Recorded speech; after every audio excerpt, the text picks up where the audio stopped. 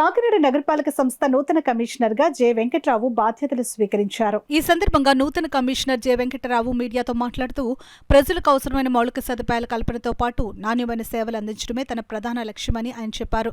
కమిషనర్ను కలిసిన వారిలో ఎస్సీ సత్యకుమారి, కార్యదర్శి MS Babu, deputy commissioner Kona Srinivas, manager Kari Satyanarayana, smart city SE Venkatrao, health officer doctor Prithvicharan, ACP Nagasastrulu, EE Madhavi, horticulture AD Cyril, AO Sirish, municipal superior employees association అధ్యక్షులు John Paul, ఇతర సిబ్బంది కలిసి పుష్పగుచ్చాలను అందజేసి అభినందనలు తెలిపారు.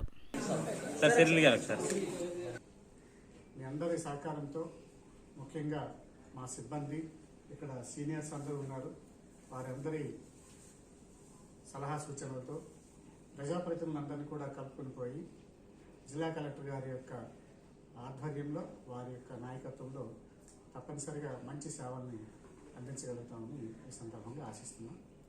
మరొక ముఖ్యమైన టాస్క్ నాకు ఇక్కడ రిటర్నింగ్ ఆఫీసర్గా వేశారు కాకినాడ సిటీకి. అది ఫస్ట్ టాస్క్. మాకు రానున్నది 3 నెలలు కూడా మాకు పరీక్ష సమయం. ఖచ్చితంగా ఈ 3 నెలలు అందరి యొక్క సహకారంతో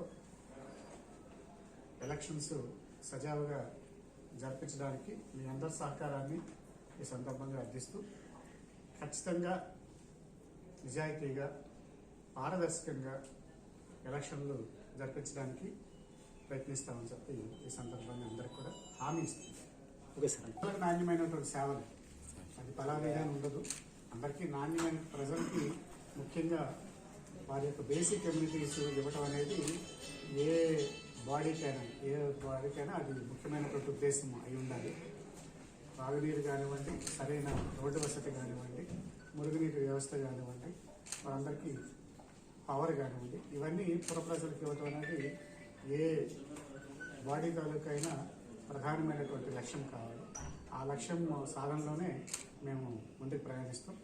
వీటన్నిటికంటే ముందు మరొక 10 రోజుల్లోనే ఎలక్షన్స్కి సంబంధించినటువంటి ఏర్పాట్లన్నీ కూడా ముమ్మరంగా చేయాల్సినటువంటి అవసరం ఉంది. కాబట్టి వాటికి ముందు ప్రయారిటీ ఉంటుంది.